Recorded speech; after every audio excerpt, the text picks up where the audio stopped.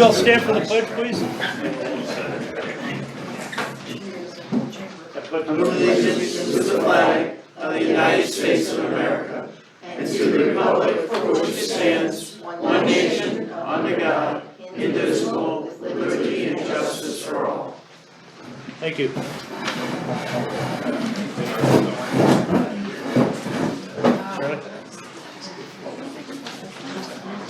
So we'll begin with the minutes of the meeting on the 5th. And do we have a motion? Moved by Nancy. Second. All in favor, or any additions or corrections? Hearing none, all in favor? Aye. Opposed? Hearing none. And we'll move right into public comments. Anyone? I'll just stand right here, so I'm showing my way to everybody. Samantha DeRoche, Youth Rec, so I'm just doing the end of the summer little report here. We wound up going to Fort Rickey Animal Adventure Park out towards Utica. We went to Saratoga Children's Museum, and then we had a day at the beach. With each trip, we had 6 to 10 kids, and we had actually quite a few chaperones that went with us this year, which was good. Everybody had fun. Our last trip was to Adirondack Adventure Park, which is out in Lake Luzerne. We did this in coalition with Trailblazers, and we had 13 kids that went. It was a lot of fun, minus being in the middle of the Hudson River and having a downpour on us. But it was fun. Kids had a blast with it. The high ropes course is fun for everybody. Unfortunately, with my situation, I do have a full-time job at the U.S. Postal Service, and the girl in our APO in Blue Mountain went 6 weeks early into labor, so I got stuck up there. So with 2 of our trips, I had to cancel them because I didn't have anybody actually to help me because not having the aides. So trying to fix that, I'm going to want to do more this winter. So I'm planning 2 hockey games. I was going to go to Glens Falls to the Adirondack Thunder until Nancy informed me that Utica has a hockey team as well. So I'm going to look into that. Katrina will be doing the dance lessons again for the kids at the school in September and October.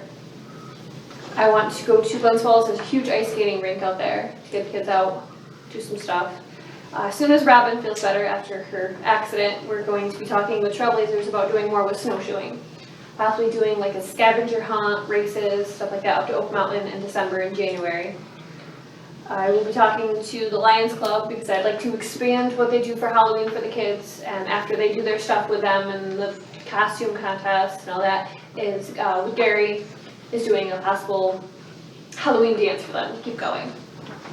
And then the skiing will start in December, which I know everybody keeps asking me when it's starting, and these kids don't want snow yet, trust me. And the only other thing that I want to definitely do is, I know it's a little early, but I definitely want to advertise come February for AIDS, like hard. Like we need to get people active with these kids to keep them active, because it's getting harder and harder kids to get them out. So we really need to do as much as we can to get them going. So advertise for the 8th? Yeah, like in February. I know it's a little early, but gotta keep that in mind. But that's all I have, and hopefully everything goes a little bit better planning. All right, good, thank you. Anyone else? Okay, we don't have, Randy's not here, so we won't have a report on highways or buildings. So we'll move right into old business. The first thing I have on the agenda is 175 Golf Course Road. We did meet earlier with a number of the right-of-way owners and property owners of the property at 177 Golf Course Road. There's a few things in the works they're proposing and looking into, and I think the town is considering some options. So we'll have more to report in the future on this as things progress. Number 2 item I have under old business is the sewage inspection law. I reported at the last meeting that we're looking at copying a law similar to what's in the town of Inlet. I've since come across another law that's by the town of Queensbury that I think is even better. The town of Marietta is actually in the process of adopting a similar law to Queensbury, so we're gonna put that on hold right now also, as I feel rushing into this would be wrong.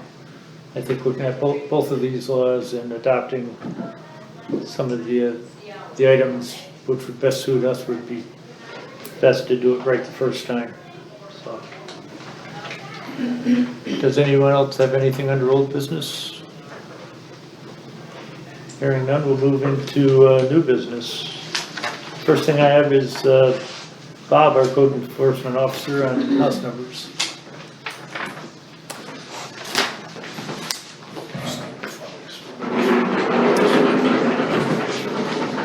Yeah, earlier I gave you guys a little package there, and basically what I want to address is the first item in there is was a letter that went out to pretty much everybody in the town back in 2006 addressing the 911 system, so people's addresses changed and stuff like that. And back then it was mentioned in the letter that every lot and every house should have a number. Back then it was 3 to 4 inches in size and affixed to a mailbox or a post.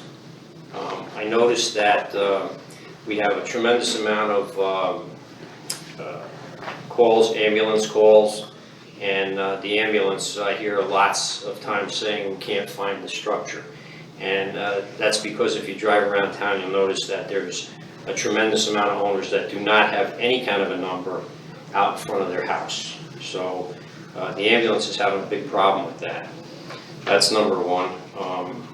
And what I did was that where it says in the letter 3 to 4 inches, the state has changed that to now it's a 4-inch or bigger letter.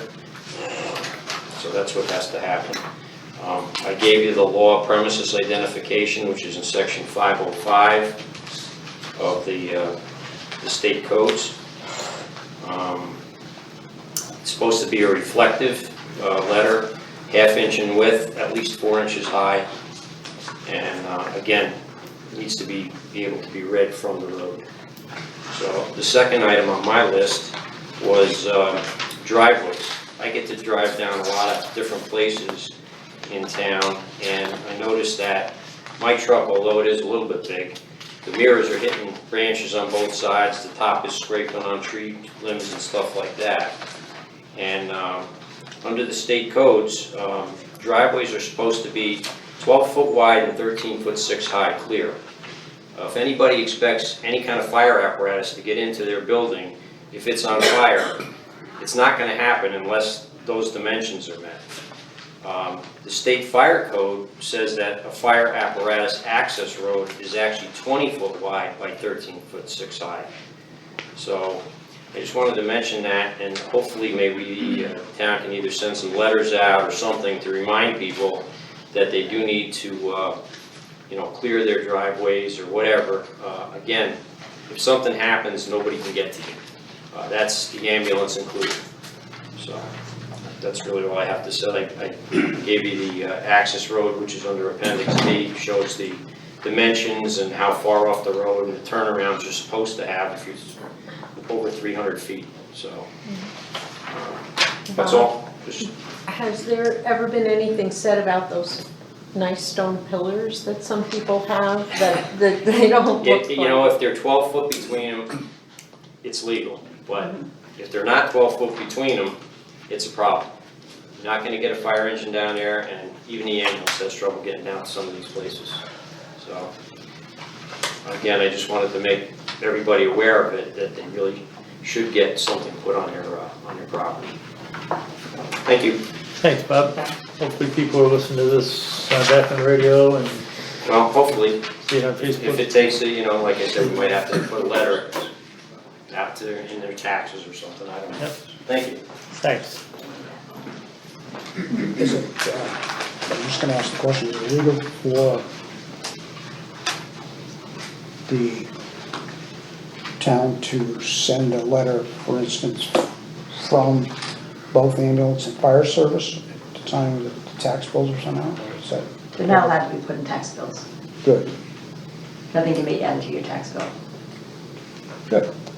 That makes it a lot We simpler. probably could put something on the website, if that's possible. Chris, thank you.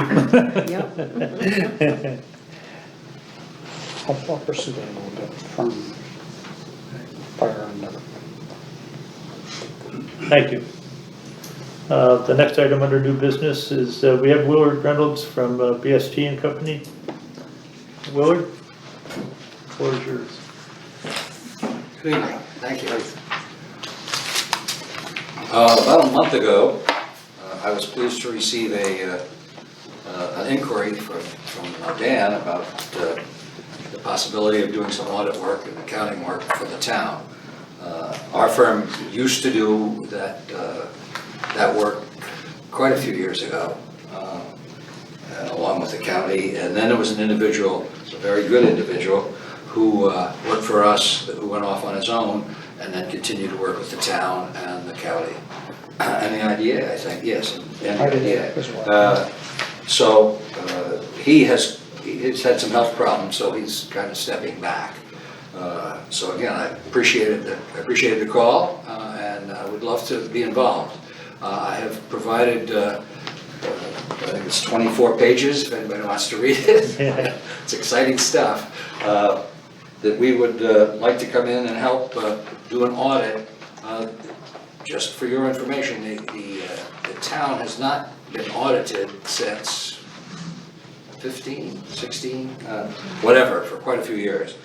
And sometimes the annual update document gets questioned, which is not unusual. The Controller's office likes to question annual update, usually months and months after it's been filed, of course. But anyway, so we have a lot of experience with annual update documents, with audits of towns, with assisting with accounting.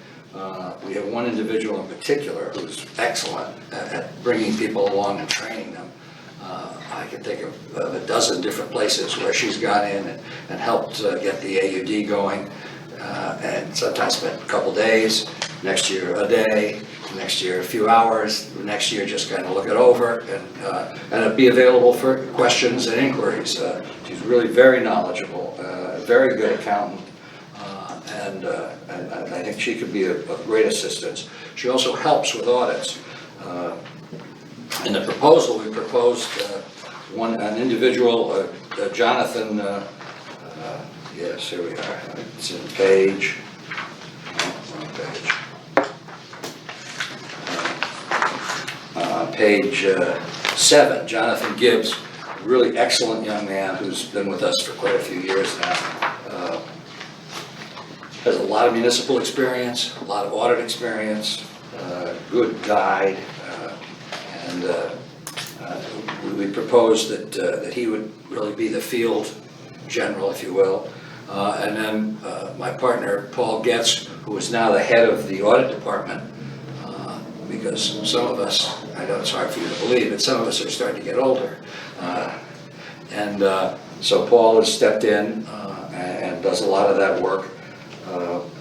And I think that would work very well. Before we started, I think we should get together and make sure we have a plan as to when the information can be ready, and any assistance that you might need to get it ready would be, and we could help as need be, and then make sure the AUD is done to proper standards, not that it hasn't been, just to make sure it's done. That makes the audit much easier, because now we've got a set of financials. Unfortunately, of course, the AUD, the annual update document from the Controller's office, doesn't quite match generally accepted accounting principles. The other factor, which is covered in here in boring detail, about 4 or 5 years ago, the AICPA changed the rules as to what the Government Accounting Standards Board, which is what generates the rules for municipalities, changed a number of things about how reporting was to be done. all of which, of course, took more time and therefore were more expensive. We in fact worked with the Controller's Office and came up with an alternative method, which we used for 5 or 6 years. And then the AICPA, American Institute of Certified Public Accountants, decided that that wasn't enough. So we can't even do that anymore. That brought the cost up, especially for smaller entities, because some of the stuff that's needed for these audits, smaller towns, villages, even some small counties don't have. For example, the value of all the roads, the value of all the buildings, of all the land that's owned. Had one small village way up by the Canadian border that spent months coming up with what the land cost, and it happens to be right on Lake Champlain. It's a beautiful spot. If you were going to build a cabin, it'd be a great place. You're not going to build a cabin there anymore. But and it took them forever to come up with the information, and went back through the records. And after going through all this baloney, they found out it cost $180 back in 18 something or other. Yeah. Well, that's the kind of thing that I find very frustrating, both on the municipality's standpoint and from our standpoint. Anyway, so be it. We certainly are familiar with the rules. I think in this case, the first year will probably have some bumps, because we'll probably be trying to get some stuff that hasn't been gotten lately, because it's not in the AUD. But I don't think that's not insurmountable, and then once it's gotten, it can be rolled forward pretty easily. What else could I tell you? I think we discussed this before. You were familiar with the KBS system there? Yes. Yeah. Before, when it was on its own, and when it was originally EOS, is it EOS or some of those three initials somewhere? Yes. Yeah, we're very familiar with it. We do a lot of municipalities, somewhere around 50 to 60 municipalities. Some of them smaller, and some of them much bigger, and all the way up to Albany County and Saratoga County. So yes, we are familiar with that. We like the idea of working on a computer. It makes everybody's life a little easier. It also makes transmitting data back and forth much easier. But we could be here, no problem being here. Our offices are just off Wolf Road in Albany, so that's an hour and a quarter, an hour and a half, something like that. My involvement, because I'm phasing out, my involvement out of the firm, that's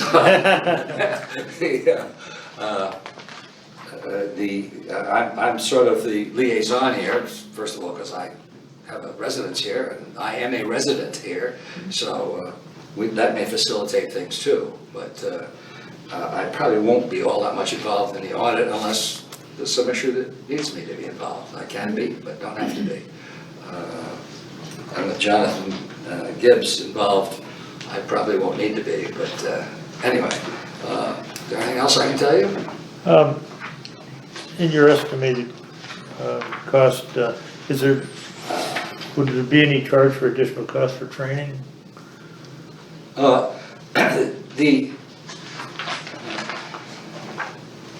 not finding it again.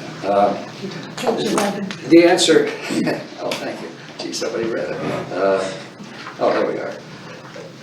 The answer would be, we included 120 hours, and Linda Smith is the woman who's so good at the AUD and good at bookkeeping and good at computers. We assumed that she would be in here, especially the first year, quite a bit of time, and then would hopefully start paring back. We have a lot of clients, a vast majority of the clients have been our clients for some of them 30 years, 30, 40 years now, a couple of them. We don't like turnover, and therefore, in a proposal like this, the first year, we might run over a little. I mean, unless there's some real disaster, in which case, you'll be the first one to know about it. We'll come tell you about it before we start running the time up. But there probably won't be. And then in the next year, it goes a little easier, and then next year it goes a little easier because we know you, you know us. And unfortunately, every auditor asks different questions in different ways. So I mean, I think the answer to that's a long answer to the question, no, I don't expect there to be any. But if there are any, you will certainly know about it, and we can talk about it. Anyone else? Questions? No? Oh, it sounds, to me, it sounds very well thought out and planned, and we met twice Yes, to that's right. discuss it, and I believe, you know, as long as Kathy will be getting, you know, someone, and you said someone's very familiar with the system and Yeah. training and the assistance she would need to prepare the AUD, I think that'd be very, you know, good idea. Well, I think particularly in this case, I mean, it's true anyway, but particularly in this case, because you're at 12/31 and most of our clients, especially our village clients, are all May 31s. So Linda is not as busy in the winter as she's very busy in the summer. Right now, don't call her, she's not there. She's in the field constantly. But, so, yeah, I think that's advantageous to you and us. But we would very much like to do the work, and I guess that's it. All right, thank you. Thank you for your consideration. All right.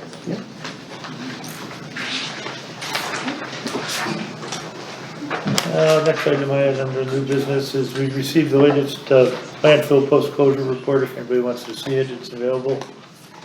I know we reported at the last. There are a cover letter that kind of summarizes that, Yeah, management letter or something. take the first section there. Me trying to read that would be done. There's been some improvements. I know we reported at the last meeting that we'll probably go down to one inspection. It doesn't reference it in there, and I've got to call into Jeff now just to verify that, because we've gone down to 2 inspections, one spring and one fall, and I'm just going to verify that we will be doing one inspection moving forward. But just so everybody knows, we pay only 30% of the cost of this. Some of the other towns pay the remaining portion of it. Seeing that it's their garbage also, so.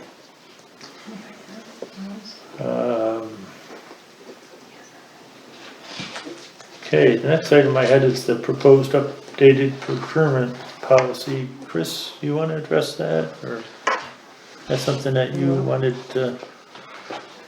Yeah, our procurement policy was from, I think it was 1982, and it had some errors in it where it was basically copied off the OSC website, but whoever entered it made a few mistakes.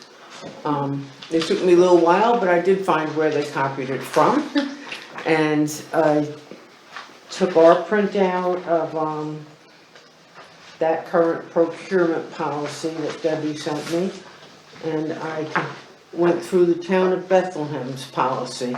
I have found that the town of Bethlehem is extremely well organized, and they have everything online. So what I did is, there was stuff in there that would just be ridiculous for us, but most of the policy I stole, so. It's quite a lot. And, yeah, it is. It's a lot more comprehensive now. If the board chooses to adopt it, it gives the, department heads are pretty much the only people that can authorize purchases, and it gives them a lot more guidance. So there should be, no confusion. I'm trying to figure out how I can do this in a visual format, but I haven't been able to come up with that yet, but I haven't given up hope. I'd like to make it really easy for department heads to look and see, well, if it's this type of purchase and it costs that much money, then I do this. If it costs that much money, then I do that. So I'm hoping to do something like that, but in the meantime, this will, You know, something like that is what we've had. You know, Yeah, our something department like had- that. We had under our desk, just so if somebody asked us a quick question, instead of having to read all that, we had something like that. What do they call it when you do, the boxes, Yes, no, boxes and, Little points? no, diagrams. thank you. Yeah, that's what I'm trying to come up with, something like that. But this would perfectly well as a standalone without anything else. But you had some questions, I said. Mm-hmm. Well, one of them is it keeps referencing a purchasing agent. Mhm. We don't have a purchasing Well, but we agent. do, We do. it's our supervisor. Okay. It was a surprise. Dan, you're to me. gonna be very busy That's good. because you're referenced in here all over. Yeah, Okay, I think we should table this because Randy isn't here and he is the biggest purchaser of all. Yeah, by far. And that's just, and give everybody a chance to read it. Digest It's a very little more. exciting. Yeah. You read the whole thing? Uh-huh. Congratulations. Did a lot of reading. I agree. Yeah, I don't think we should vote on it tonight. No, okay. No, and there probably other people will have questions on this also. You know, I apologize, I missed something under old business, and that was a resolution that you brought to the board at the last meeting. If we can go back to old business and, We want to, I would move that we table this until, I'll second that. So we can come back to it anyway. all in favor of tabling this? Right. Aye. Opposed? Okay. Come back to old. Yeah, back to old business. Nancy, do you still have that resolution that you proposed? There's a copy of it in the minutes. Yeah. There's a copy of it in the minutes from last meeting. Okay, Under, actually, I put it under,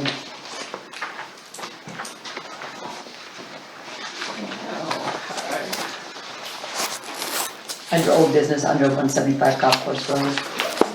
Oh, Discussion, here it is. Councilor Sice. I have it right here. Want me to read it? sure. Be it resolved until such time the town of Lake Pleasant no longer owns the right-of-way at 175 Golf Course Road, the property owners with a deeded right-of-way over this property must abide by the terms of their deed and the town signage pertaining to this property.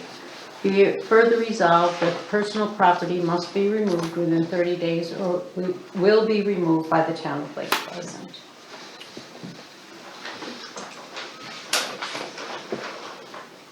And I understand you're making a motion to Yes, move I that am, forward. yeah. Do we have a second? Sure, I'll second that. Second by Bob. Discussion.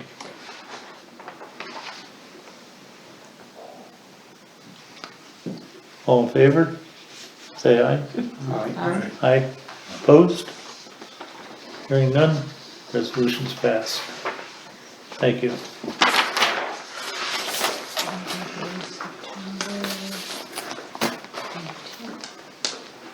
Is there any other, let's go back to new business. Is there any other new business?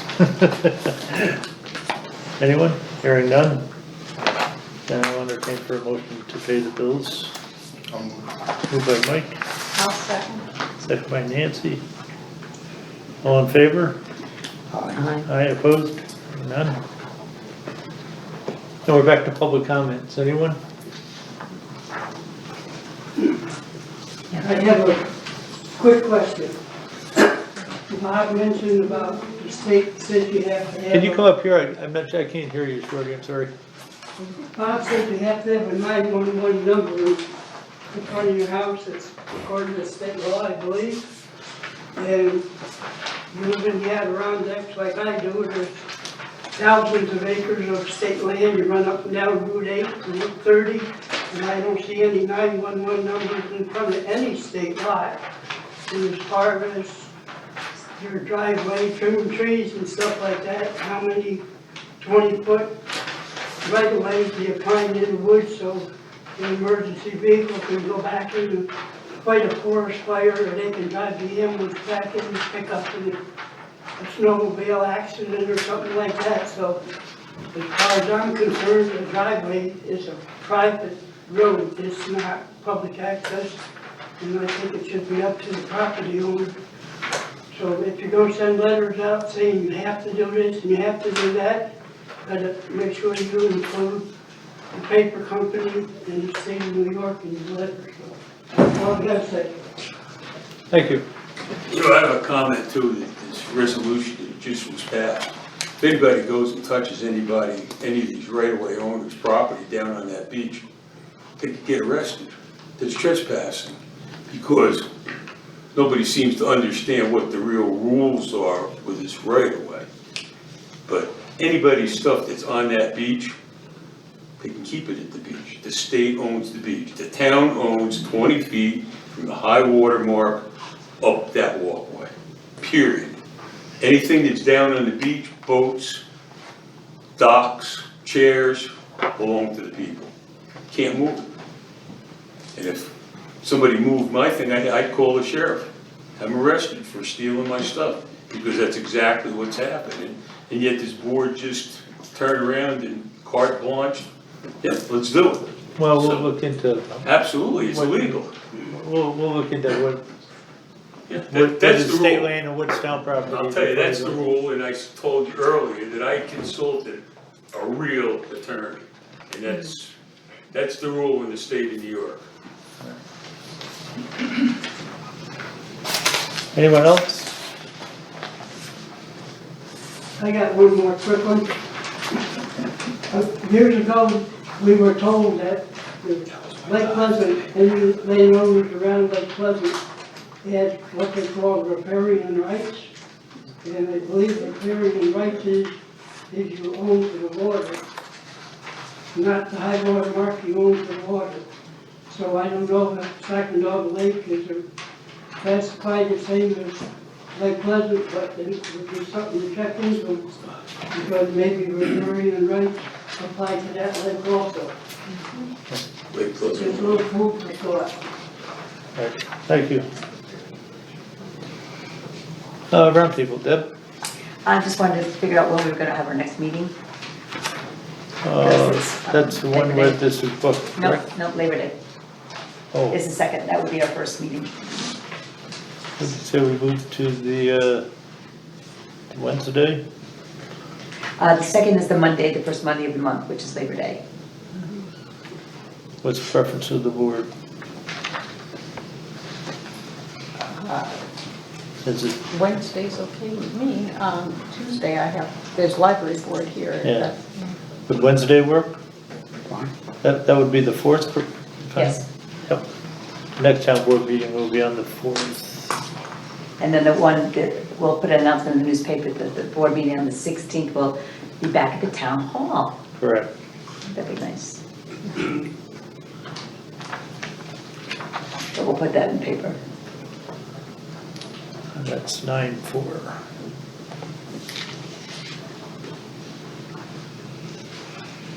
Nancy? No, I'm all set. Chris? Bob? I don't know anything. Mike? Yeah, maybe we might just want to check with the library to see if we can use it on the board. Yeah, We've gotten ourselves in trouble in the past. that's right. Yep. So you can take care of it. Before we have, I'll take care of that tomorrow. Okay. Then I'll entertain for a motion to adjourn. Anyone? Moved by Nancy. So you're going to your residence here or there? Thank you, everyone. Sure, right. Who seconded it?